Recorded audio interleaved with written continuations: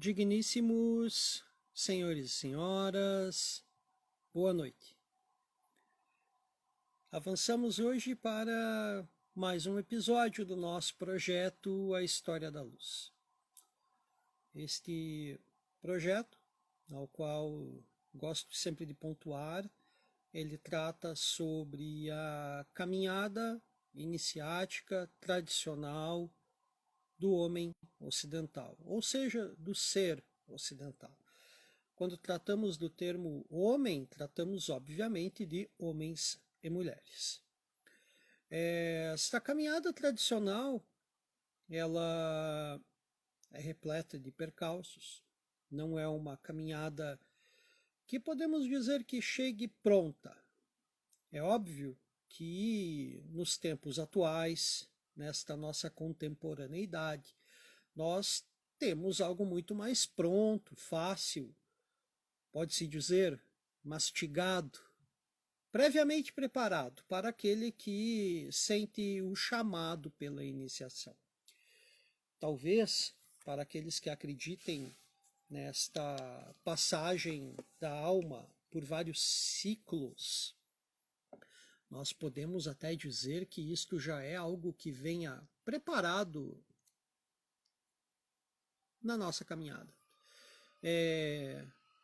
Se você não acredita nisso, talvez a caminhada iniciática do Ocidente não venha lhe significar muita coisa. Por que eu digo isso? Porque ela não vai te trazer uma significância, ela não vai te trazer uma bagagem arquetípica, ancestral, que venha a te dar significado dentro da tradição. Ponto. É óbvio que você vai se deparar com o conhecimento vindo de mestres do passado, dos nossos venerados mestres passados, seja iniciática, filosófica, teológica, teosófica, né? A caminhada iniciática ela é repleta disso.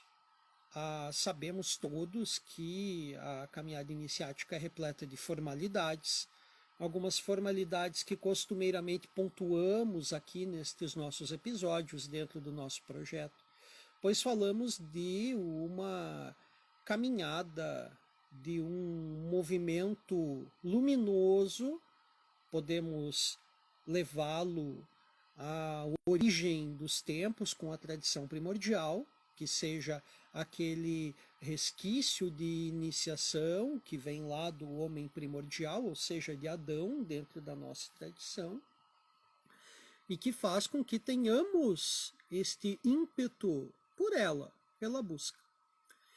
É óbvio que, pontuando novamente, essa caminhada iniciática formal, ela é feita de estágios, de movimentos, de determinadas passagens que pedem uma grande dedicação da nossa parte. Mas o que essa caminhada formal ela quer de nós? Ela quer que nos tornemos auto-iniciados. A caminhada iniciática ela não é nada. Não importa a ordem, o movimento, seja exotérico religioso ou esotérico iniciático, não importa o movimento ao qual você pertença, o intuito principal é a autorrealização do ser. No esoterismo, na iniciação, nós vamos falar de auto-iniciação. Numa caminhada religiosa, nós podemos dizer que é o processo de iluminação do ser, do buscador, do caminhante da senda, que vai lhe trazer esses resquícios da iniciação primordial, ou seja, daquele momento onde Adão tinha um contato direto com o Criador. O seu pensamento era um só com o do Criador, o seu coração batia ao mesmo tempo que o do Criador. Isso é o que a tradição nos aponta. Tá? Com a queda, com este momentum que nós perdemos, por meio da iniciação, nós buscamos esse contato com o divino. É óbvio Estamos falando aqui da caminhada esotérica tradicional. Ela será simbólica, ela será filosófica, quiçá ela chegue a um ponto em que torne-se mística. E quando falamos de místico, nós falamos de um movimento muito interior. Seria talvez o seu contato com a sua verdadeira religião. Os Rosacruzes, há muito tempo, não apenas os Rosacruzes da Amorque, usam o termo paz profunda e usam também o termo Deus do seu coração, Deus da sua compreensão. Isso não é unicamente de uso da Amorque. Isso faz parte da tradição rosacruciana, pois os Rosacruzes têm muito a nos ensinar.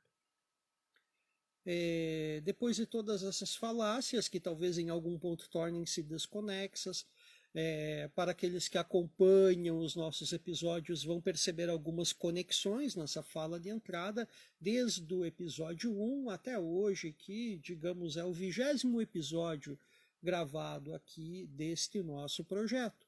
Tá? Lembrando que ele já existiu lá há tempos passados com o programa Conexão Mística. Saudoso programa Conexão Mística. Hoje vivemos esses novos tempos. O projeto foi todo remodelado especificamente para esses moldes de do it yourself, podemos dizer, e que eu não acredito que isso mude, né? Talvez não para o próximo ano nós teremos aqui alguma mudança no nosso cenário, alguma mudança nesse espaço que nós usamos para as gravações, que é aqui meu escritório, biblioteca. Mas vamos lá. Falei agora há pouco um pouco sobre os Rosacruzes. Hoje avançaremos na segunda parte dessa terceira vertente das iniciações do Ocidente, ou seja, dessa marca, desse legado dentro da tradição esotérica ocidental, obviamente dentro do nosso objeto de pesquisa. Alguns podem, obviamente, citar e com conhecimento de causa, mas não nos cabe falar daquilo que nós vemos que foge dos aspectos originais do intuito do nosso projeto, mas nós falamos de alguns pontos que são muito específicos, alguns pontos que são os originários dessa tradição. Tá? Alguns podem dizer que eu esqueci da Golden Dawn, alguns podem dizer que eu esqueci da Sociedade Teosófica, outros podem dizer que esqueci da Ordem Hermética da Centúria Dourada, né?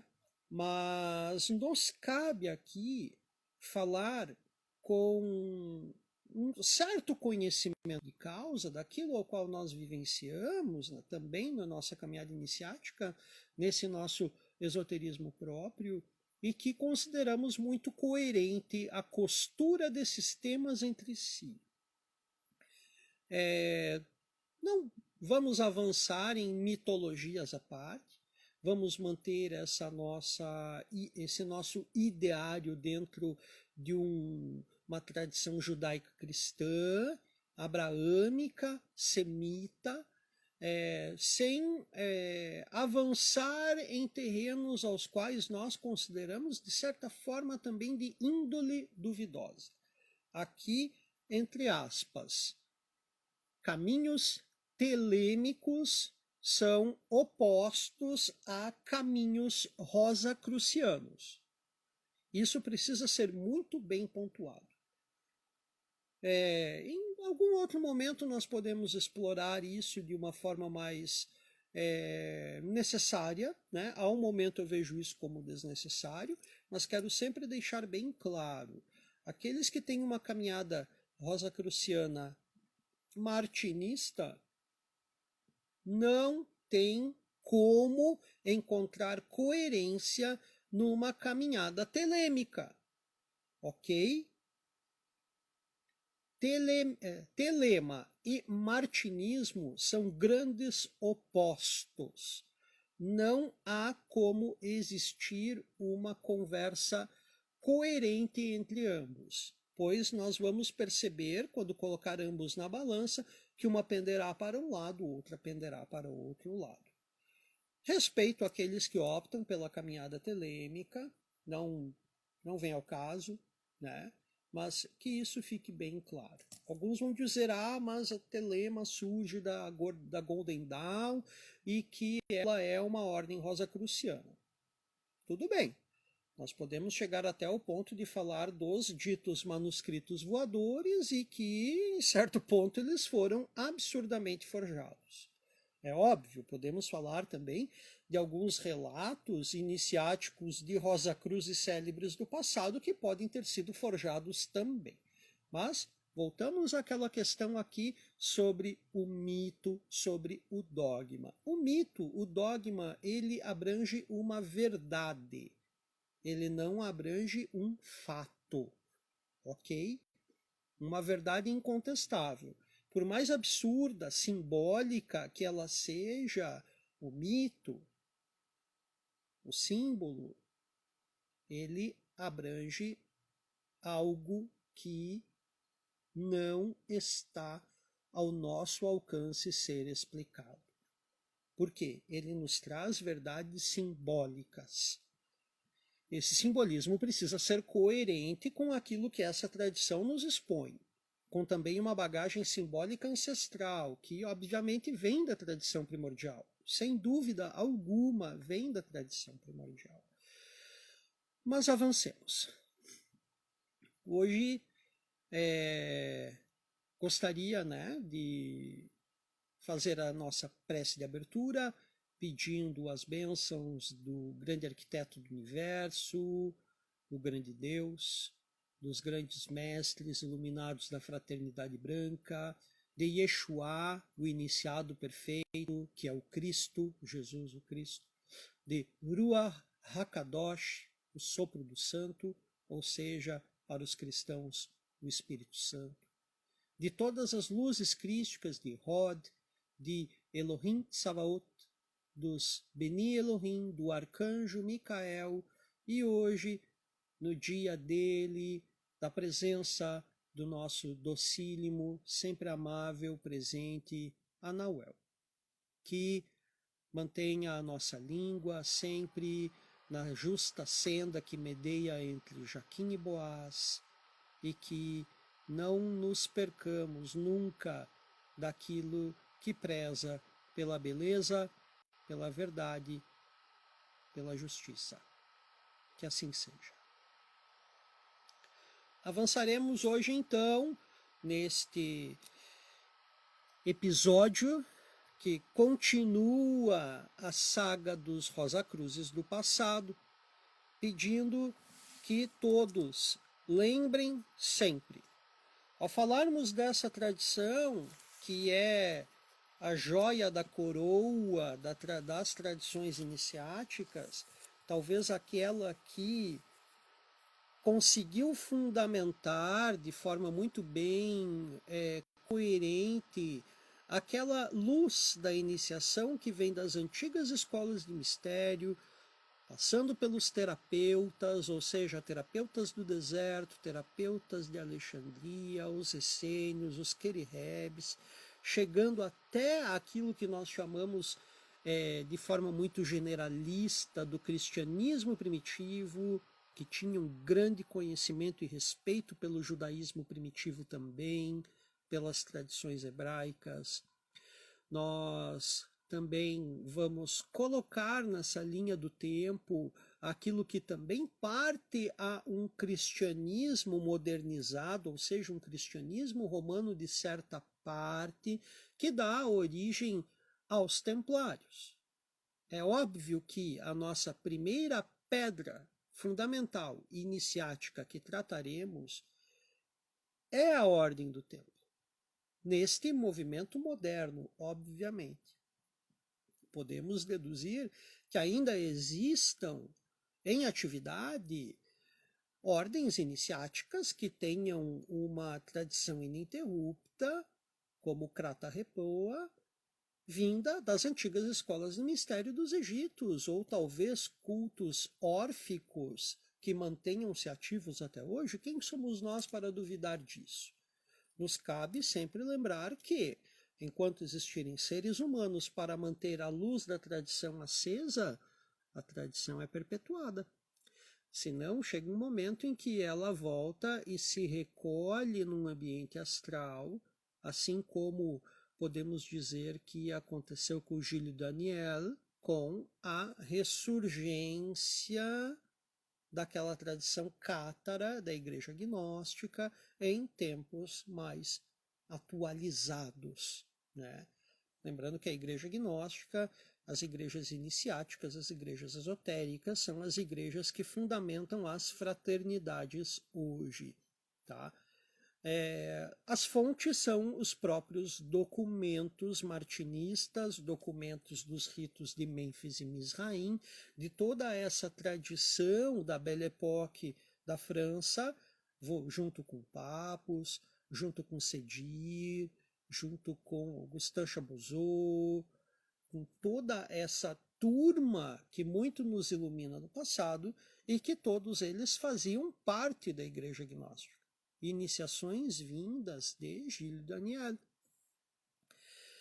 Todos estes, meus caros, eles têm, obviamente, um pé mais com a tradicionalidade rosacruciana do que com uma tradicionalidade maçônica, visto que os seus próprios ritos maçônicos, eles eram muito mais rosacrucianos, esotéricos, alquímicos, cabalísticos, herméticos, do que aquilo que tem uma formalidade, que hoje a gente, né, um termo tão chato de se falar, mas que tem esse pezinho com a tal da regularidade maçônica, que torna-se apenas uma sociedade de cunho filantrópico, social. Não estou menosprezando aqui, dignos irmãos, veneráveis irmãos, por favor, mas compreendam que quando nós falamos da escola rosacruciana, nós falamos de ritos que são mais ligados ao rosacrucianismo.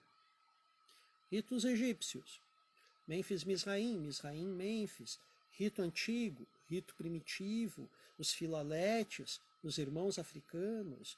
Vejamos a própria escola do rito sueco, ou seja, rito de Swedenborg, profundamente cristão. Aos que conhecem ele, sabem do que eu estou falando. Temos essa escola rosacruciana muito forte. Então, por isso que eu uso o termo como uma joia da coroa da iniciação. É óbvio, avançaremos depois, em mais 2 ou 3 episódios, falando sobre uma ordem muito específica, que unifica maçonaria e rosacrucianismo e templarismo, tá? Que nós podemos dizer que é talvez aquela ordem que trabalha a iniciação da forma mais profunda possível. Comparando, por exemplo, com o rito de Mênfis e Mizraim, onde aqueles que já vivenciaram ele ou vivenciam, eu os saúdo, tudo aquilo que a maçonaria egípcia nos traz como inúmeros tópicos a serem explorados, que ela difere em gênero, número e grau dos ritos maçônicos regulares. O rito de Mênfis e Mizraim, ele traz inúmeras temáticas que depois nessa ordem eles são de forma muito específica esmiuçados, explicados de forma muito mais coerente e sem pressa. Tá? Mas enfim, chegamos ao encerramento hoje do trabalho sobre a terceira vertente da tradição esotérica ocidental. Mas isso não indica ou sugere que encerraremos aqui o debate sobre as tradições e suas iniciações, pois todos sabem que esse é o principal escopo do nosso trabalho intitulado A História da Luz. Seguiremos então, saibam bem, sempre com o nosso foco de trazer até a luz e explanar para vocês, nossos diletos senhores e senhoras da nossa audiência, não apenas sobre a caminhada das tradições dessa luz aqui no Ocidente, mas principalmente sobre como elas podem ser acessadas por todos os profanos dignos e que assim o forem e desejosos, de bater à porta do esoterismo tradicional e nele percorrer o seu caminho formal. O acesso a esse caminho, que é sim possível em ser acessado por si e sem o auxílio de mais ninguém, além de você próprio, é de acesso muito mais facilitado por intermédio do percurso formal junto das tradições do que por uma caminhada solitária. Hoje, todos sabemos e concordamos, é muito mais fácil você comprar uma roda pronta do que fazer uma roda por conta própria, não é? Os dignos senhores e senhoras hão de concordar comigo nesse ponto. O mesmo, esta metáfora também pode ser aplicada neste caminho da busca pelas luzes da iniciação, pois tomá-lo por conta própria é tão complexo e tão disforme que o avanço que é ganho na maioria das vezes é mais tomado para retrógrado do que para um avanço tido como regular. Retrógrado, estou aqui usando o próprio termo da astrologia. A retrogradação é aquilo que te faz ficar estagnado e que parece que te faz andar para trás, mas o retrógrado é uma estagnação, porque os outros continuam caminhando. Participar de uma tradição iniciática séria, com a presença de irmãos e irmãs mais velhos para te auxiliar, com apoio e com a desejada desenvoltura nela necessária, possibilita a garantia de, ao menos como partida, o avanço ter uma maior concretude e sem ocorrerem os grandes equívocos que se manifestam comumente pela habitual caminhada solitária. Alguns dirão que preferem a caminhada solitária do autodidatismo, das próprias reflexões, que serão assim garantidas por seu coração e pelo guia da sua intuição. E não podemos discordar em ponto algum sobre esta opinião. É uma lógica incontestável a alternativa de uma caminhada solitária na espiritualidade, e assim, das naturais possibilidades que este método possibilitaria para cada um que decidiu então andar por essa trilha. Mas, sempre tem um mas nesse assunto, não é? Mas, o caminhar solitário com o auxílio de sites, blogs, páginas e postagens em redes sociais não é andar sozinho na tradição. Caminhar solitário com auxílio de literatura de referencial heterogêneo, muito variado e duvidoso, não é andar sozinho. Caminhar solitário com o auxílio de gurus, coachings e fauna similar não é andar sozinho. Caminhar solitário com o auxílio daquele cigarrinho ilegal ou daquele chazinho bacana não é, em absoluto, andar sozinho na senda da espiritualidade de forma alguma. Andar sozinho no terreno da espiritualidade, no fim das contas, não existe para a maior parte dos seres humanos normais. Enoque teve auxílio de uma tradição. Abraão teve auxílio de uma tradição. Moisés teve o auxílio de uma tradição. Cristo teve o auxílio de uma tradição. Maomé teve o auxílio de uma tradição. Mesmo os grandes iluminados do Oriente tiveram tradições ancestrais os apoiando por trás deles. Talvez Buda foi um dos poucos que teve um despertar solitário, mas mesmo assim, ele foi um dos processos de alma vindos de Krishna, que é um dos avatares de Vishnu, onde Buda então é um dos seus processos reencarnatórios. Logo, nem ele veio para cá como tábula rasa. A intenção desta rápida introdução ao episódio de hoje é de expor claramente para vocês que as tradições estão aqui para auxiliar a todos os que, assim desejosos, de coração puro e de mente aberta, desejarem ir ao encontro das luzes da iniciação. Essas luzes, que por estas tradições por nós aqui abordadas são atualmente facilitadas são as perpetuadoras das grandes obras do passado. Avancemos, então, em nosso tema de hoje. Encerramos nosso último episódio falando da The Royal Society, a Sociedade Real de Londres, e de como ela teve uma certa importância na abertura de portas ao esoterismo moderno, e, para que assim, alguns Rosacruzes ilustres se apresentassem para o meio intelectual de sua época, deixando de serem invisíveis, como se apresentavam no Manifesto Rosacruz de 1614, e foram então tornados visíveis.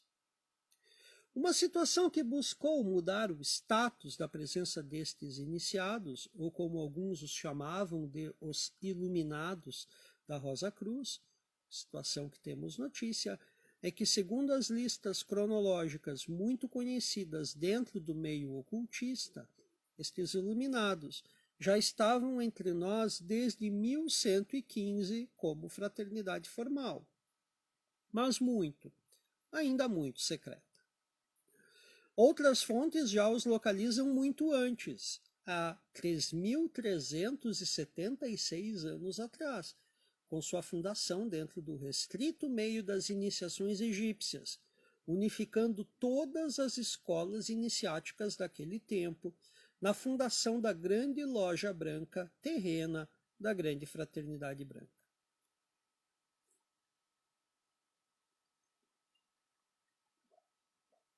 Certeza absoluta dessas datas, de plena e garantida certeza, nenhum entre nós saberá se assim são corretas, pois estas são informações trazidas até nós por meio de literatura específica da história da saga dos Rosacruzes do passado. O que temos certeza é de que o esoterismo que foi revelado para Abraão seguiu na via de 3 vertentes distintas que foram reveladas para 3 povos distintos, que são os judeus, herdeiros dos hebreus, os cristãos, herdeiros dos judeus, e os muçulmanos, que são herdeiros dos cristãos. Destas heranças, originariamente semitas, em poucos séculos elas foram desbravadoras de muitas fronteiras com uma rápida expansão, criando assim um mundo civilizado. Aos poucos, com a interpretação do conhecimento ancestral, um lado oculto foi assumido, ou desvelando seu caráter esotérico para o judaísmo, por consequência, para o cristianismo, por intermédio da cabala, e com o islamismo, por meio da tradição ismaelita, que vulgarmente chama-se de sufismo. Destes esoterismos, e em cada visão adquirida por meio de visões mágicas, gnósticas e místicas, que foram sendo pouco a pouco desenvolvidas em e por cada povo, chegamos ao que chamamos há alguns capítulos atrás da nossa História da Luz de as ciências sagradas, sendo estas a alquimia, a astrologia, a cabala e o hermetismo. Ciências que eram ao seu tempo abrangentes ao conhecimento tecnológico da época e também abrangente aos métodos de instrução utilizados entre os iniciados dos tempos passados.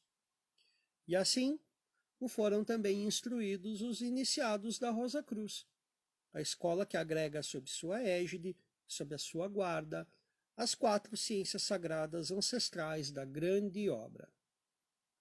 Ela, a fraternidade que em poucos séculos, após a publicação de seus manifestos, já estava expandida por toda a Europa e também nas Américas, prepara a expansão de seus conhecimentos ancestrais aos que assim desejam vê-los, como se diz nos manifestos.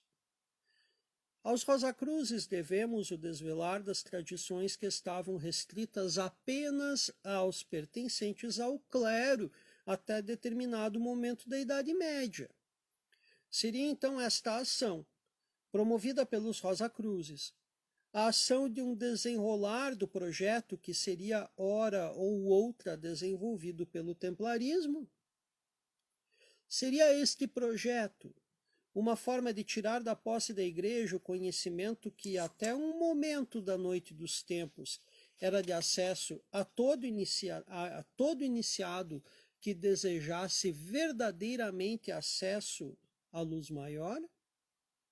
Vejamos o que podemos desmembrar desta história toda.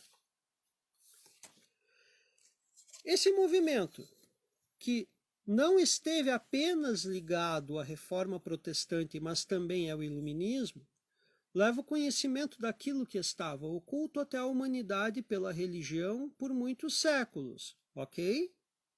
Ok. Pensando com este referencial histórico, não podemos então ligar este acontecimento até as visões e as mensagens da Virgem recebidas por São Bernardo de Claraval, lá em 1113? Opa! Em 1113, Bernardo tem as visões. Em 1114, seu primo Hugues de Payan e seus cavaleiros partem para a Cidade Santa. Em 1115, temos notícia do mais antigo registro de uma oculta e secreta fraternidade Rosa Cruz na Alemanha. Registro feito, relatado pelo irmão Omnis Moriar. E, em 1118, os cavaleiros templários encontram nas estrebarias de Salomão os valiosos documentos que, como se disse na visão tida por Bernardo de Maria, procurai dentre os seus 9 cavaleiros de coração puro, de alma pura, e incumba estes de realizarem a dita jornada na Terra Santa e resgatarem para o Altíssimo o tesouro mais valioso sobre a terra. Dos 9, ele seria o 10º, e assim temos a árvore da vida manifestando a luz divina na terra. De coração pura e alma pura, remete à castidade a serviço das obras do divino, algo muito próximo dos princípios dos Rosa Cruzes, não é? Decodifiquemos agora essa parte final e de grande importância da mensagem. E resgatarem para o Altíssimo o tesouro mais valioso sobre a terra. Para o Altíssimo, Deus, o grande arquiteto dos mundos, a necessidade urge em resgatar o mais importante tesouro que há sobre a terra. E o que é mais importante? Na visão de um santo místico medieval, possuidor do coração e da mente que decodificaram essa mensagem vinda da própria Virgem, a qual ele era devoto, na cotação, atribuição de valores em um tesouro terreno? Ouro é que não é, vocês acham? Acham que era ouro? É do conhecimento que estes documentos nos falam, de seu teor tradicional, iniciático, místico e esotérico, que se trata o tesouro mais valioso da terra e de urgente resgate necessário para toda a honra e glória do Altíssimo. Lembremos que estes documentos, tirados de circulação pelos próprios templários, retornam com estes para o Oriente Médio, documentos os quais nos levam novamente ao que chamamos de o início da saga dos Rosa Cruzes. Não seria o Liber Mundi, escrito por Christian Rosenkreuz, parte desses documentos, ou senão uma interpretação deles? O que será que este postulante foi fazer no Chipre com seu tutor, que curiosamente morreu lá? Segue com sua jornada até o Oriente Médio e depois até o norte da África e Espanha.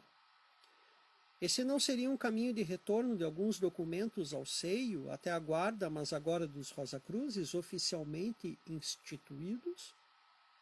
Sendo ou não, parece que estes documentos precisavam ficar fora da circulação por algum tempo na Europa.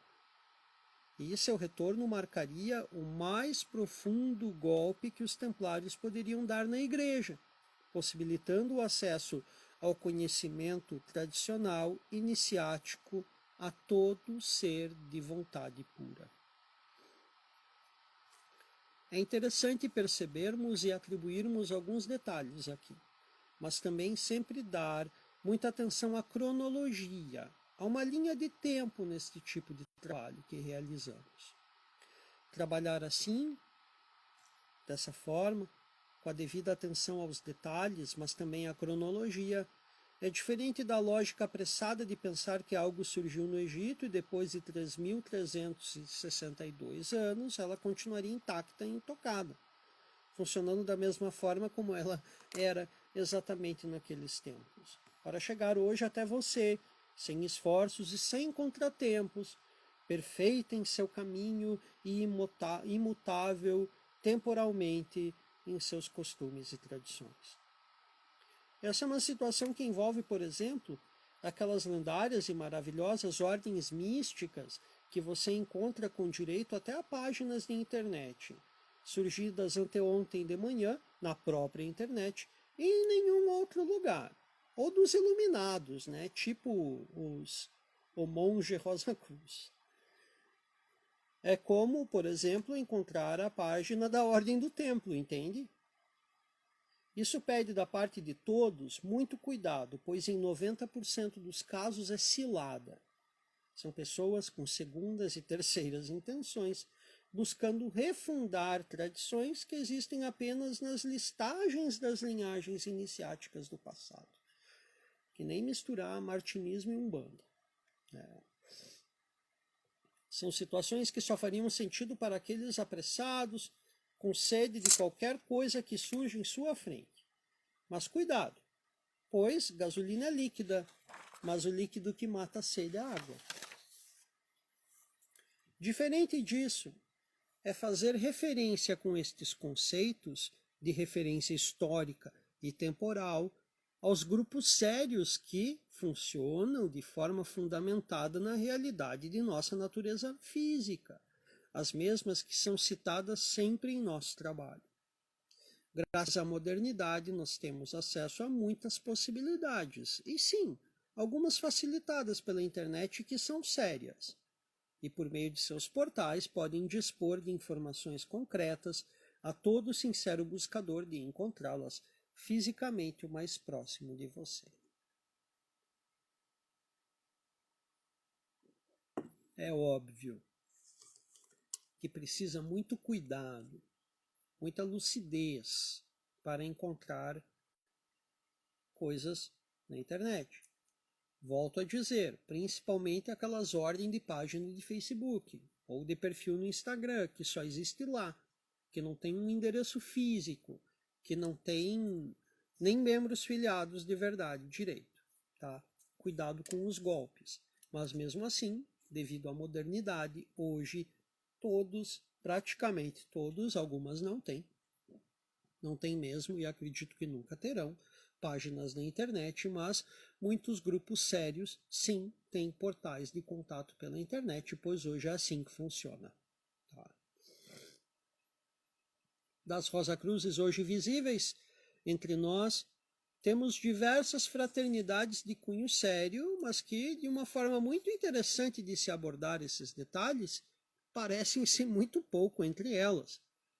Diferente da vertente anterior, a maçonaria, que possui dentre suas inúmeras regras os seus conhecidos landmarks, os antigos preceitos que regulam os princípios daquilo que não é maçonaria, ou que é o seu rito de forma básica e estruturante. Na Rosa Cruz, a ordem possui pouquíssimas semelhanças entre as suas ordens, tanto em relação aos ritos, como na forma que expõe aos buscadores os conhecimentos das ciências sagradas, a qual é a legítima guardiã. Algumas possuem, assim como a Rosa Cruz original ou aquela do período dos manifestos, um profundo caráter cristão, como é o caso da própria Rosa Cruz maçônica, do 18º grau, ou de ordens paralelas do rito de York, por exemplo, como a Societas Rosacruciana em Anglia, que tem um profundo caráter cristão, de cavalaria templária cristã, que é um grau existente dentro de muitos ritos deístas ou teístas conhecidos, ou, como eu disse, ordens laterais, mas que, vejam bem, não é uma ordem específica, são graus ou ordens laterais de um rito maçônico. Tá? Essa questão do profundo caráter cristão também é muito comum na FRA e na Fraternidade Rosacruciana Max Render, muito próximas em ritualísticas dos ritos das igrejas gnósticas. Outras de caráter paralelo entre as vertentes da Rosa Cruz de Ouro alemã, de ritualísticas muito próximas da maçonaria e de profundo caráter hermético. As vertentes inglesas, também herméticas, e que conduziram até a fundação da Golden Dawn, com simbolismo egípcio. E nessa casa das Rosa Cruzes egípcias, temos talvez a mais bem estruturada, honestamente falando, Rosa Cruz moderna, que é a MORC, que dela, nos anos 90, desprende-se a Confraternitatis Rosa Crucis, ou a Confraternidade da Rosa Cruz, com todo aquele cisma, né, com Gary Stewart, Christian Bernard. Quem conhece essa história sabe do que estou falando. Existe o Lectorium Rosacrucianum, de caráter profundamente filosófico e também amplamente difundida em todo o mundo. Aqui para falar de algumas ordens Rosacruzes visíveis. Existem inúmeras outras, tá? Algumas até paralelamente ligadas à Confraternitatis Rosacruciana. Temos a Ordo Militia Crucífera Evangélica, mas que eu não poderia dizer que ela é rosacruciana em totalidade, porque ela tem um caráter templário por trás dela, mas ela é uma ordem paralela da Confraternidade Rosacruciana. Uma ordem muito, muito legal também, a OMC. A MORC possui dentro dela certas referências maçônicas, mas com um teor profundamente místico em seus rituais. Se conhece dentro dela elementos vindos da maçonaria egípcia dos ritos de Mênfis e Misraim, mas também elementos muito marcantes da missa gnóstica em sua liturgia. É importante lembrar que Harvey Spencer Lewis foi receber a Rosa Cruz dos Irmãos de Toulouse, França, e que foi muito ativo na expansão desses trabalhos das Américas e também na própria Europa. Outro que lendariamente recebeu anos antes a iniciação vinda dos Rosa Cruzes de Toulouse foi o nosso venerado mestre Stanislas de Guaita, que agora no dia 19 de dezembro passado teve aniversário da sua transição. Mas, continuando o assunto, Guaita, fundador da Ordem Cabalística da Rosa Cruz. Lendária ordem de profundo caráter cabalístico, como o próprio nome diz, cabalístico cristão, e com uma certa vertente indo para a prática operativa, principalmente magia pantacular, né? Trabalhos com anjos, né? Alguma coisa que é um tanto paralela aí com os Coen, né? Mas continuando a saga de Harvey Spencer Lewis, rapidamente, seu filho Ralph Maxwell Lewis, segundo imperator da Amorc, foi o efetivador da modalidade de monografias para estudo no Sanctum do Lar. Antes disso, as monografias eram estudadas nas lojas, nos templos da Amorc. Modalidade essa das monografias, que se expandiu com grande efetividade para todo o mundo, levando o conhecimento dos Rosa Cruzes pelos países onde a Amorc possui jurisprudência e hoje com o envio das monografias pela internet. Polêmico assunto, polêmico. Lembrando que a própria ordem diz que a iniciação realizada no Sanctum do Lar não substitui a iniciação realizada em templo, tá? Alguns normalmente julgam isso. É óbvio, não estamos falando da única ordem Rosa Cruz. Existem Rosa Cruzes ocultas dentro do próprio rito de Mênfis e Misraim, mas vejam bem, o que importa aqui, tem um trabalho, agora eu não lembro, posso até em determinado momento procurar aqui para vocês, um trabalho bem interessante feito, não vou lembrar agora o nome, devia ter anotado isso aqui, mas um trabalho que foi realizado algum tempo atrás, pontuando, dando alguns pontos importantes para as ordens Rosacruzes visíveis. As duas mais bem pontuadas foi o rito de Mênfis e Misraim e a Amorc, tá? Em questão de tradicionalidade rosacruciana. Tá? O que é o legado rosacruciano? Primeiramente, cristianismo. Segundo ponto, o trabalho de zeladora das 4 ciências sagradas, né? Vemos na Mork, por exemplo, ela não trabalha astrologia, ela tem algum trabalho em graus avançados que expõem sobre o simbolismo planetário. Alguns detalhes, mas ela, diferentemente da Tom, da tradicional ordem martinista, a ordem martinista dentro da Mork, que trabalha astrologia em seus graus também numa forma muito específica do martinismo. Tá? Mas, por favor, não estou dando spoiler. Com isso, eu só quero incentivá-los nessa caminhada. Uma ordem que recomendamos. Tá? Uma ordem com conhecimento enciclopédico no melhor dos sentidos, pois seus estudos abordam praticamente todas as áreas do conhecimento humano.